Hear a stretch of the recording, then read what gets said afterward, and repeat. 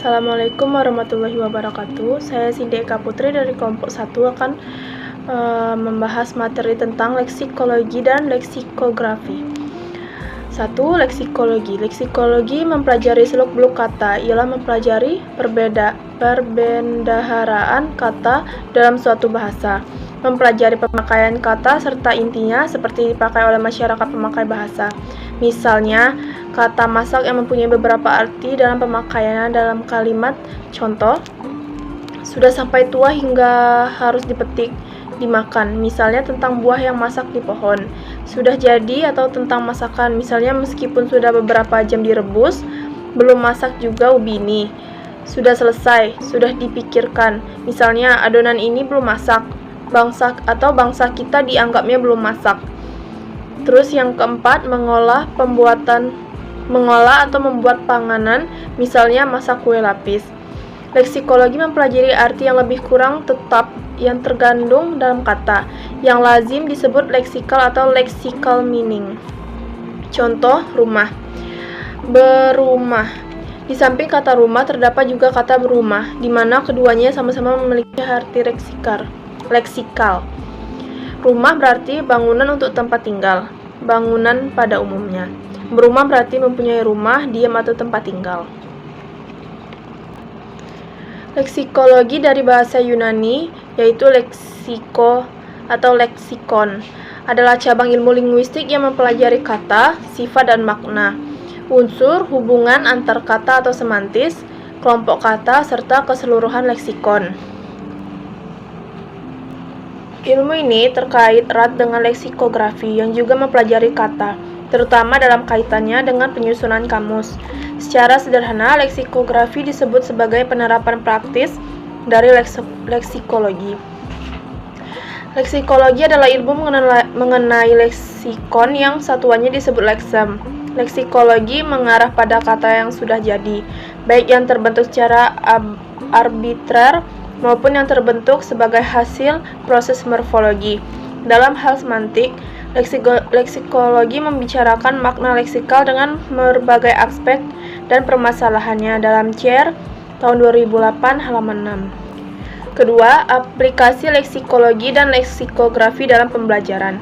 Menurut Tarigan tahun 1979 halaman 7 mengemukakan bahwa membaca adalah suatu proses yang dilakukan serta digunakan oleh pembaca untuk memperoleh pesan yang hendak disampaikan oleh penulis melalui media kata-kata atau bahasa tulis.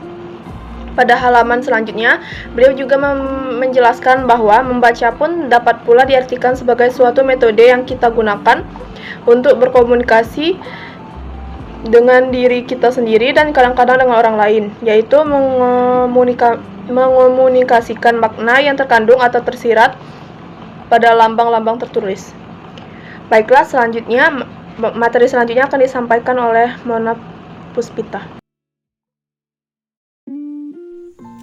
Baik, saya akan melanjutkan materi dari 2.2, aplikasi leksikologi dan leksikografis dalam pembelajaran.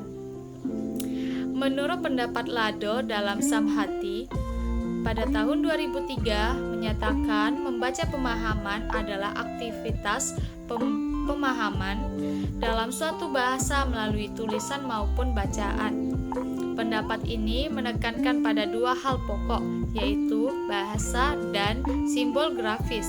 Secara garis besar, proses berlangsungnya membaca pemahaman adalah sebagai berikut, terdiri dari 3, yaitu yang kita tahu pengamatan dan pemahaman terhadap lambang-lambang bahasa. Kedua, pemahaman dan penangkapan makna yang tersembunyi di balik lambang-lambang tersebut, baik makna pokok maupun makna tambahan. Yang ketiga, bereaksi terhadap pengertian yang diperoleh, baik hal positif maupun negatif, mengintegritasikan dan mengidentifikasikan pengertian atau gagasan tersebut dengan keseluruhan pengalaman dan pengetahuan yang akhirnya berpengaruh terhadap individu yang bersangkutan dan berwujud pengayaan, pengalaman, perubahan sikap, cara berpikir, dan pembinaan kepribadian menurut Sirait pada tahun 1984 pada halaman 10. Pemahaman bukan hanya sebatas kesanggupan dalam memahami, melainkan mencakup ingatan, penerapan, analisis, sintesis, dan evaluasi. Dengan kata lain, pemahaman berkaitan dengan aspek kognitif menurut Nugriantono pada tahun 1987 pada halaman 24. Penulis berasumsi seorang yang memiliki pemahaman kosakata yang baik maka akan dengan mudah dalam menangkap informasi dalam suatu bacaan. Langkah-langkahnya sebagai berikut.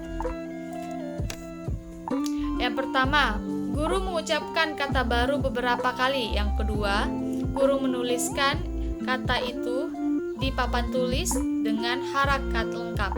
Yang ketiga, guru menjelaskan makna kata dengan teknik yang sesuai. Yang keempat, guru menggunakan kata itu dalam kalimat untuk memperjelas fungsi gramatikalnya. Yang kelima, siswa mengulang-ulang kalimat yang mengandung kata baru secara klasikal, kelompok atau individual. Yang keenam, untuk kosakata tertentu, siswa dituntut untuk memperhatikan bentuk tulisannya. Yang ketujuh, guru menuliskan makna kata di papan tulis dan menulis kalimat yang memperjelas penggunaan kata itu. Yang kedelapan, siswa membaca daftar kosakata baru yang tertulis di papan tulis. Yang kesembilan, siswa menyalin kata baru di buku tulis berikut makna dan contoh penggunaan dalam kalimat. Terdapat 9 langkah yang akan kita bahas pada hari ini. Yang pertama, siswa menyimak model pengucapan yang dituntut melafalkannya. Yang kedua, siswa mengulang-ulang pengucapan kata baru setelah memahami maknanya, bukan sebelum memahami maknanya. Yang ketiga, prosedur pengajaran kosakata bersifat komprehensif.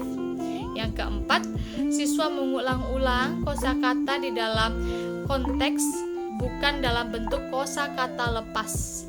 Yang kelima, terjamah adalah menyalin atau memindahkan suatu bahasa ke bahasa yang lain, mengalih bahasakan. Dalam pembelajaran terjamah, maka para siswa akan belajar bagaimana proses penerjemahan. Yang kita maksud penerjemahan adalah pemindahan pesan teks bahasa sumber ke bahasa sasaran, bukan pemindahan struktur bahasa sumber ke bahasa sasaran. Proses penerjemahan meliputi 3 tahap. Yang pertama, membaca dan mengerti karangan tersebut. Kedua, menyerap segenap isinya dan membuatnya menjadi kepunyaan kita. Yang ketiga, mengungkapkannya dalam lagam bahasa kita dengan kemungkinan perubahan sekecil-sekecilnya akan arti atau nadanya. Baiklah, kita akan memasuki materi 2.3, hubungan antara leksikologi dan leksikografi. Leksikologi adalah kajian teoritis tentang makna leksikal dalam sebuah kamus yang meliputi karakteristik kosakata, komponen, perkembangan makna, dan lainnya. Terkadang juga digolongkan sebagai bagian dari ilmu semantik.